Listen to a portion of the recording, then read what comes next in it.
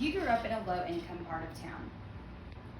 You spent your entire high school career foregoing the fun to maintain your grades, your extracurricular activities, and the required test, all in hopes of getting into the college of your dreams.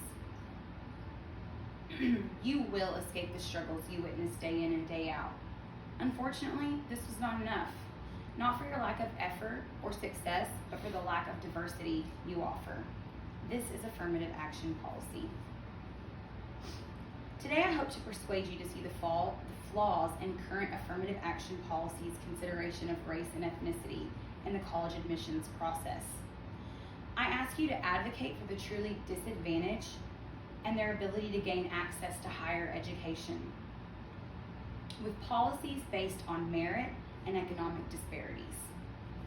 As a future educator with a passion for disadvantaged youth, I have spent much time exploring ways to improve the lives of all children, seeking a way out of unfavorable circumstances and into more prosperous futures.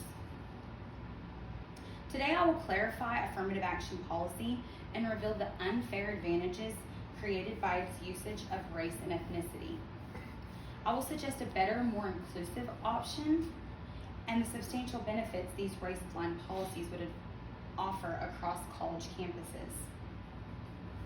Affirmative action policy was created to level the playing field after years of disparities imposed upon disadvantaged and underrepresented minorities. Affirmative action's usage of race and ethnicity creates unfair advantages and places minorities at a disadvantage at top universities.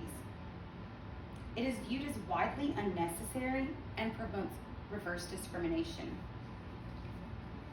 The current implementation of a policy that addresses a several decades old issue overlooks the real issue of wealth distribution, which denies access to higher education today. If the goal is to help disadvantaged and underrepresented, why is the wealth disparity so broad at these prestigious universities?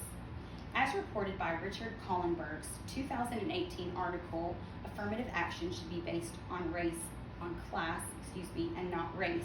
The minority students who gain access to top schools tend to come from high income and privileged backgrounds. At Harvard University, 71% of Black and Latino students come from wealthy backgrounds. It's clear these policies do not benefit minorities equally. A disproportionately large number of set-asides are given to upper and middle class individuals. The distaste for affirmative action policy is not just amongst middle class America. A large number of minorities who these programs were intended to benefit do not support the usage of race in the determination of admissions. As reported by Nicole Goodkind in her 2019 article, An End to Affirmative Action, 73% of Americans did not think colleges and universities should consider race or ethnicity, and over 60% of Black respondents and 65% of Hispanics did not want race to factor into admissions either.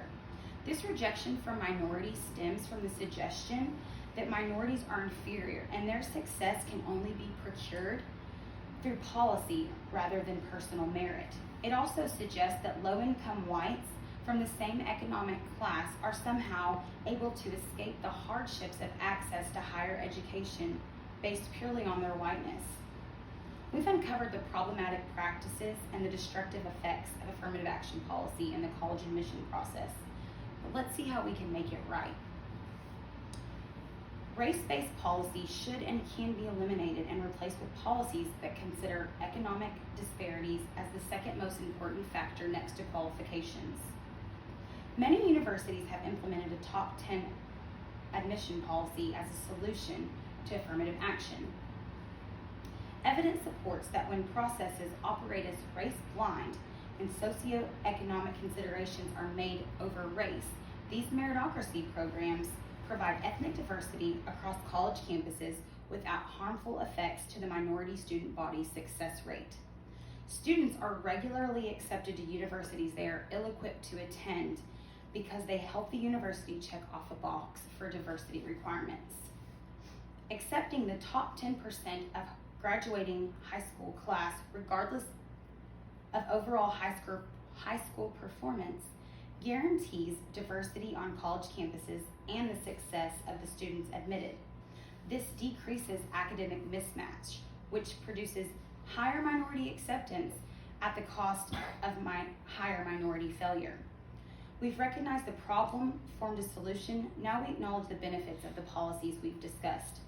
Colleges could in fact remain equally, if not more diverse, ensuring hard-working college applicants receive the same advantages as their peers, regardless of race and ethnicity, by first considering their qualifications and secondly, their economic disparities. Institutions attempting to rectify affirmative action by rejecting current policy and adopting policies based on meritocracy, like the ones we have discussed, have reaped the benefits of a more diverse student body and higher performance from those minorities in attendance. As Goodkind reported in 2003, when Texas A&M announced it would no longer consider race in admissions, the school saw a 114% increase in diversity over the next 13 years. Acceptance of all students in the top 10% ignores race, allowing students across a multitude of economic status factors and high school performance standards to benefit. Other universities enacted similar policies and have experienced an exponential increase in success of their minority students who had typically been in jeopardy of failing out due to admittance based on race and not merit. According to Slattery and Stevenson's article, How Affirmative Action at Colleges Hurts Minority Students, after race-blind admissions went into effect, the minority student body did drop from 58% of the student body to 48%, but failure rates collapsed and grades improved. 20% of African American students now made honor roll. The failure rates for African Americans had dropped to 6% compared to the 15 and 17% reported in previous years.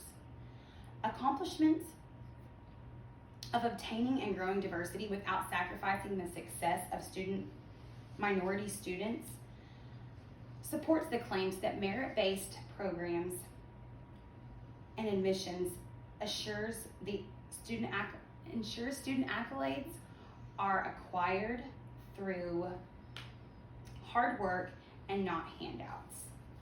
The problem, the solution, and the benefits of the updated policies are clear. It's due time we rectify the process of college admissions to benefit all deserving disadvantaged. Affirmative action policy creates unfair advantages and encourages the very inequities it was created to combat. Diversity can be achieved through more inclusive policy changes that negate race as a factor. Implementing race-blind socioeconomic disadvantage and merit-based policies ensures diversity would be achieved and maintained in the collegiate realm without non-minority candidates being subjected to instances of reverse discrimination. Any policy, no matter the purity behind the intention, that uses race as a determining factor in one's deservedness of advancement is inherently racist. Inadvertently or not, the results produced by affirmative action policy affirms only one thing: it's time to dissolve its presence in higher education. How long?